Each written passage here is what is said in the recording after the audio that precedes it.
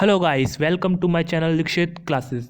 Guys, अगर आपने हमारे चैनल को सब्सक्राइब नहीं किया तो आप जल्दी से सब्सक्राइब कर लीजिए। गाइस हमने पिछली वीडियो में हमने पढ़ा था चैप्टर सेकंड का फर्स्ट पार्ट, और अब ये है चैप्टर सेकंड का सेकंड पार्ट। अगर आपने पहले वाला पार्ट नहीं देखा है तो आप जल्दी से उस वाले पार्ट को देख लीजिए, फिर उसके बाद में इस वाले पार्ट को देखिएगा तो आपका पूरा चैप्टर कंप्लीट हो जाएगा। गाइस, हमारा अगला टॉपिक है revenue from operations. Revenue from operations means revenue earned by enterprise from its operating activities. Revenue जो कि ना आपका बिजनेस है, जो ऑपरेटिंग एक्टिविटीज़ से जो रिवेन्यू अर्न करेगा उसको हम बोलेंगे रिवेन्यू फ्रॉम ऑपरेशंस। आप सोच रहे होंगे ऑपरेटिंग एक्टिविटीज़ क्या होता है। तो ऑपरेटिंग एक्टिविटीज़ वही वाली एक्टिविटीज़ होती है जिसमें हम, जैसे कि हमने गुड्स को सेल करा, हमने गुड्स को परचेज़ करा, जिससे आपके पास पैसे आएंगे, वही सारी की सारी ऑपरेटिंग एक्टिविटीज़ होती है। अगला टॉपिक है हमारा goods. Goods are the physical items of trade that are purchased to be sold. Guys, ये गुड्स होता है जो एक है ना फिजिकल आइटम होता है जो कि हम खरीदते हैं बेचने के लिए। ध्यान से सुनिएगा, जो कि हम खरीदते हैं बेचने के लिए। जो हम खुद के पर्सनल यूज़ के लिए जो चीज़ें खरीदते हैं वो गुड्स नहीं होता, जो हम आगे बेचने के लिए खरीदते हैं वही गुड्स होता है। आपको एक एग्जांपल देता हूँ, जैसे आपका फर्नीचर का बिजनेस है, आपने फर्नीचर खरीदा, आपको आगे बेचना है फर्नीचर, इसलिए आपने फर्नीचर खरीदा, और आपने कुछ फर्नीचर खरीदा कि आप खुद यूज़ करोगे। तो जो आप खुद यूज़ करोगे वो आपका गुड्स नहीं होगा, जो आप आगे बेचोगे फर्नीचर वही आपका गुड्स होगा। हमारा अगला टॉपिक है stock. Stock is tangible assets held by enterprise for the purpose of sale in ordinary course of business or for the purpose of using it in the production of goods meant for sale। जो आपका stock होता है ये एक tangible asset होता है, और stocks हमारे दो तरह के होते हैं। एक तो ओपनिंग स्टॉक जो कि साल जब शुरुआत होता है तब होता है। दूसरा है आपका क्लोजिंग स्टॉक, जो जब साल ख़त्म होने वाला होता है तब ये आता है।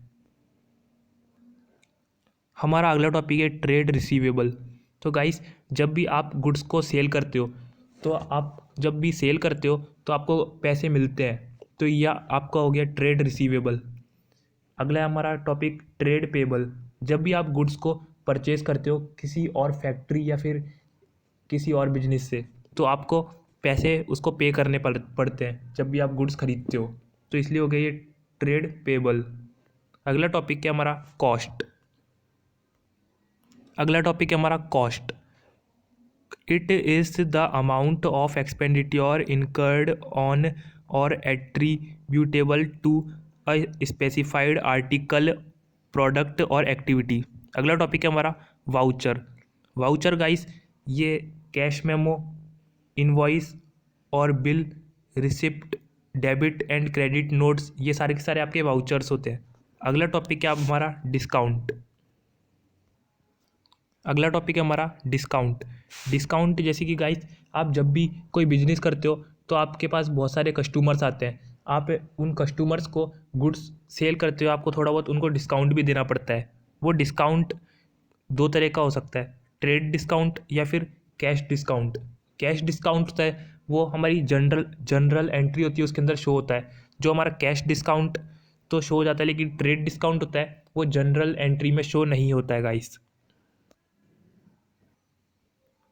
हमारा अगला टॉपिक है बैड डेब्ट्स।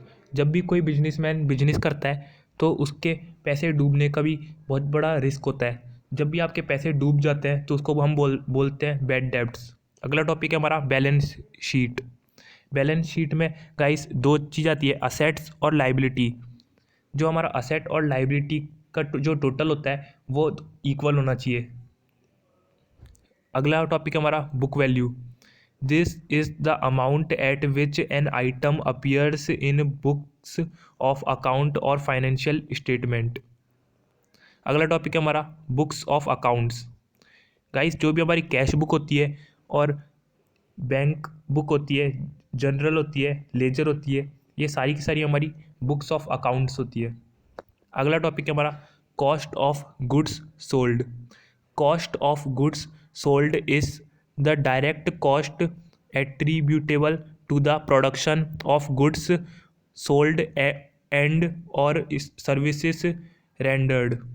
अगला टॉपिक है हमारा क्रेडिट। क्रेडिट आप सभी जानते हो गाइस, क्रेडिट का मतलब उधार होता है, लेकिन ये जो क्रेडिट होता है ये जनरल एंट्री के अंदर बहुत ज़्यादा यूज़ होता है। क्रेडिट होता है एक डेबिट होता है। जब भी आप जनरल एंट्री जब बुक्स ऑफ अकाउंट्स में रिकॉर्ड करते हो तो दो साइड होती है, क्रेडिट साइड और डेबिट साइड। क्रेडिट साइड होती है वो तो राइट, क्रेडिट साइड होती है वो राइट साइड में रिकॉर्ड होती है जनरल के, और जो हमारी डेबिट साइड होती है वो लेफ़्ट साइड में रिकॉर्ड होती है जनरल के। अगला टॉपिक है हमारा डेप्रीसिएशन। गाइस जो डेप्रीसिएशन होता है वो असेट्स की वैल्यू को डिक्रीज़ कर देता है। असेट्स जैसे कि मशीनरी वगैरह उनकी वैल्यू को ये डिक्रीज़ कर देता है गाइस।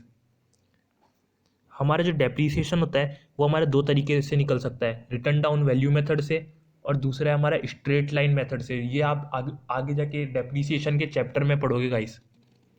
अगला टॉपिक है हमारा entity. Entity means an economic unit which performs economic activities, example Reliance industries, Bajaj auto, Maruti, TISCO. Guys ये सारा का सारा ये एंटिटी में आ जाएगा। गाइस हमारा अगला टॉपिक है एंट्री।